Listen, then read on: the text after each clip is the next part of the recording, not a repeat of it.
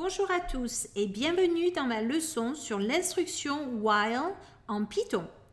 L'instruction while ou la boucle while exécute un bloc de code alors qu'une certaine condition est vraie. C'est un peu différent de la déclaration if dont nous avons discuté auparavant. L'instruction if évalue une condition et exécute des commandes selon que cette condition est remplie, tandis que l'instruction while crée une boucle continue qui n'est interrompue que lorsque la condition de l'instruction while change. Pour illustrer cette différence, nous utilisons ici un simple bloc de code avec l'instruction if. Lançons cela pour voir ce qui se passe. La variable n est définie par 0 et est active. Donc, on utilise l'instruction if car 0 est inférieur à 3.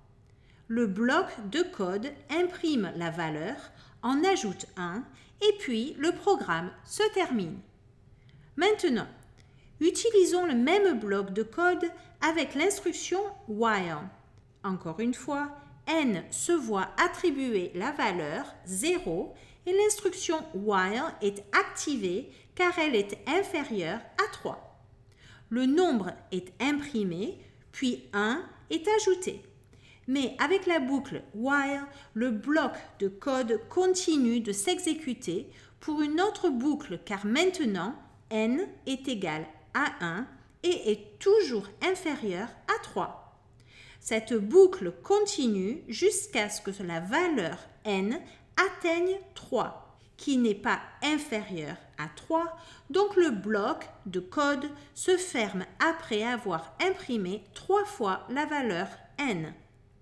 Donc, c'est déjà très bien, mais quelles sont les utilisations pratiques de cette boucle while?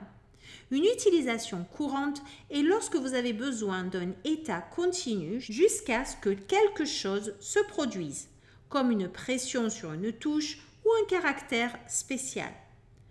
L'instruction while est également pratique pour parcourir le code de certains modèles. Ici, nous avons le même code que sur la page précédente. Nous utilisons simplement la variable de compteur au lieu de n, mais c'est la même chose et il imprime de 0 à 9. Nous pourrions le rendre un peu plus intéressant en recherchant les nombres pairs entre 0 et 10. Nous le faisons avec un opérateur de module. Si le nombre divisé par 2 est un nombre entier, alors c'est un nombre pair. Nous pouvons l'imprimer pour voir les nombres pairs. La chose à noter ici est que si le compteur d'incrémentation est en haut du bloc, la sortie sera imprimée jusqu'à 10. Et si nous déplaçons le compteur d'incrémentation en bas du bloc, il ne sera imprimé qu'à 8. La raison en est que si le compteur est incrémenté avant l'impression, vous obtiendrez une boucle supplémentaire avant que la condition de statement while ne soit remplie. Donc, nous allons utiliser l'instruction while maintenant avec le jeu que nous avons créé sur Pluto pour if. Nous écrivons while devant le code et comme vous le voyez, il va créer une boucle infinie car true est toujours true. Maintenant, nous pouvons lancer le jeu autant de fois que nous le voulons et même si cela peut sembler amusant au début, à un certain moment, nous allons avoir besoin de terminer le jeu quand votre audience sera fatiguée de deviner des nombres compris entre 1 et 20. La façon de faire étant de demander à l'utilisateur de cliquer sur la lettre Y pour sortir du jeu. C'est une bonne pratique pour s'assurer qu'ils n'ont pas fait planter votre programme. Donc, nous ferons savoir à l'utilisateur qu'il peut appuyer sur Y pour quitter le programme. De plus, vous remarquerez que nous avons deux déclarations if côte à côte et nous avons dit plus tôt que ce n'était pas une bonne pratique. Mais dans ce cas, cela n'a pas beaucoup d'importance parce que si la première déclaration if est vraie, le jeu se termine quand même. Ce n'est pas un problème que les deux instructions if soient vérifiées. Enfin, pour faire quelque chose d'utile avec notre code while, je vais créer une application pour prendre des informations sur les étudiants et les entrer dans une base de données ou dans un dictionnaire. Tout d'abord, nous allons créer un dictionnaire appelé étudiant qui nous permettra ensuite de créer une variable appelée actif et nous allons fixer à true, ce qui veut dire vrai. Donc, pour obtenir l'utilisateur de l'entrée dans le programme, nous allons leur demander le nom de l'étudiant. La base de données va consister du nom de l'étudiant et des cours qu'ils suivent. Donc, la deuxième variable va être le cours dans lequel l'étudiant est inscrit. Maintenant, nous allons ajouter le nom de l'élève à notre dictionnaire étudiant. Étudiant sera écrit entre crochets et ce sera la clé du dictionnaire, ce qui, bien sûr, sera la valeur. Nous créons également une variable appelée exit underscore continue, ici pour voir si la personne qui saisit les données a terminé la saisie des données ou si elle a besoin d'ajouter plus de noms. Nous allons leur laisser imprimer Y pour continuer et s'ils ne saisissent pas Y, la boucle while sera terminée et nous imprimerons une liste d'étudiants et de cours à partir du dictionnaire. Cette opération est donc opposée à notre exercice précédent. Nous utilisons la déclaration if pour vérifier que la variable exit underscore continue n'est pas égale à Y. Dans ce cas, il éclatera la boucle. C'est similaire à ce que nous avons fait avec le jeu de devinette plus tôt. Nous allons imprimer notre dictionnaire avec le dictionnaire standard de routine en boucle. Le S/name est évidemment le nom de l'élève et le S/cours est le nom du cours. J'utilise les formateurs d'impression ici pour imprimer les valeurs, mais vous n'avez pas à le faire pour cette leçon.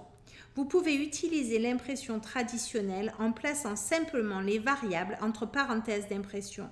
Cependant, je trouve cette façon plus flexible. Nous allons mettre le \n semblable à auparavant pour imprimer le caractère suivant à une nouvelle ligne.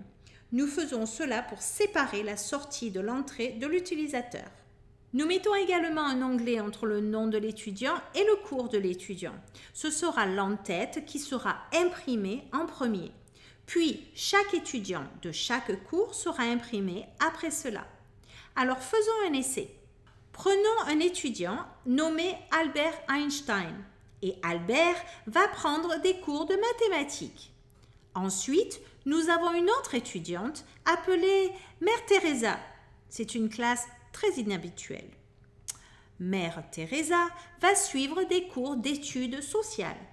Notre dernier étudiant sera Bill Gates et Bill va prendre des cours d'informatique, ce qui est un très bon choix pour lui. Quand nous sélectionnons No ou n'importe quelle autre touche, à l'exception de Y, nous mettons fin à la boucle et nous avons une imprimerie des étudiants et des cours. Ce n'est pas une très jolie impression, mais vous voyez les étudiants avec des cours qu'ils suivent. Nous pourrions nettoyer notre relevé d'impression et le rendre plus joli. Ici, il est plus beau et plus propre. J'ai fait une erreur dans le code ici. Je ne sais pas si certains d'entre vous l'avaient vu. J'ai utilisé le statement break pour terminer la boucle. Cependant, au début de notre code, je mets actif égale à true. Alors, au lieu d'utiliser l'instruction break, j'aurais pu simplement définir l'actif est égal à false, ce qui serait une façon beaucoup plus propre de fonctionner. Et cela aurait eu plus de sens lors de la lecture du code. Aussi, j'ai utilisé la façon conventionnelle d'imprimer au lieu du formateur. Pour cela, il suffit d'ajouter 2 variables entre parenthèses d'impression et de mettre des onglets entre eux. Vous pouvez voir que j'ai aussi besoin de convertir des chaînes. Je vous suggère de prendre le temps d'apprendre les formateurs d'impression en Python. Ils vous donnent beaucoup plus de contrôle sur votre impression. Le site internet pour apprendre les formateurs est python.org. Je vais ajouter le lien ci-dessous avec tous les détails sur la façon d'utiliser les formateurs d'impression. C'était donc l'essentiel de l'instruction while. Vous les trouverez très utiles dans votre code. Surtout si vous allez coder des jeux, surveiller des fichiers ou des connexions dans votre code. Tous les cours utilisés dans cette vidéo se trouvent dans mon référentiel GitHub sur le lien ci-dessous. Dans la vidéo suivante, je vais examiner les fonctions qui sont également très importantes dans Python. J'espère que vous avez apprécié cette vidéo. S'il vous plaît, n'oubliez pas de partager et de vous abonner. Merci et à très bientôt.